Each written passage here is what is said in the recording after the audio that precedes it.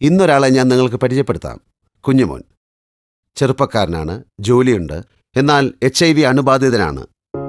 പക്ഷെ ഇന്ന് കുഞ്ഞുമോൻ സമൂഹത്തിൽ സ്വതന്ത്രനായി വ്യക്തിബോധത്തോടുകൂടി ജീവിക്കുന്നു. കാരണം ഒരു HIV അണുബാധിതനെ സ്പർശിക്കുന്നതോ ഒരേ പാത്രത്തിൽ ആഹാരം കഴിക്കുന്നതോ ഒരേ വസ്ത്രങ്ങൾ ഉപയോഗിക്കുന്നതോ ഒന്നും ഈ വൈറസ് പകരുന്നതിന് കാരണമാകുന്നില്ല എന്ന് നമുക്കറിയാവുന്നതുപോലെ കുഞ്ഞുമോൻ്റെ സുഹൃത്തുക്കൾക്കും ബന്ധുക്കൾക്കും അറിയാം. എല്ലാവരുടെയും സ്നേഹവും സംരക്ഷണവും ഉണ്ടെങ്കിൽ കുഞ്ഞുമോന് എയ്ഡ്സ് എന്ന അവസ്ഥയിലേക്ക് എത്താതിരിക്കാനും സാധിക്കും.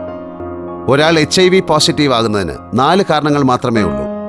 സുരക്ഷിതമല്ലാത്ത ലൈംഗിക ബന്ധത്തിലൂടെ, അണുവിമുക്തമല്ലാത്ത രക്തം സ്വീകരിക്കുന്നതിലൂടെ, സിറിഞ്ചും സൂചിയും അണുവിമുക്തമാക്കാതെ ഉപയോഗിക്കുന്നതിലൂടെ, HIV അണുബാധിതയായ ഗർഭിണിയിൽ നിന്നും ഗർഭസ്ഥ ശിശുവിലേക്ക്. കരുതലാണ് HIV തടയുന്നതിനുള്ള ഒരേ ഒരു മാർഗം. സ്നേഹമുണ്ടെങ്കിൽ കരുതലുണ്ടാവും. കൂടുതൽ വിവരങ്ങൾക്ക് 0484 4099 899. ശ്രദ്ധിക്കുക, അജ്ഞത ഇരുട്ടാണ്, സ്നേഹം തെളിയിച്ചു വെക്കുക.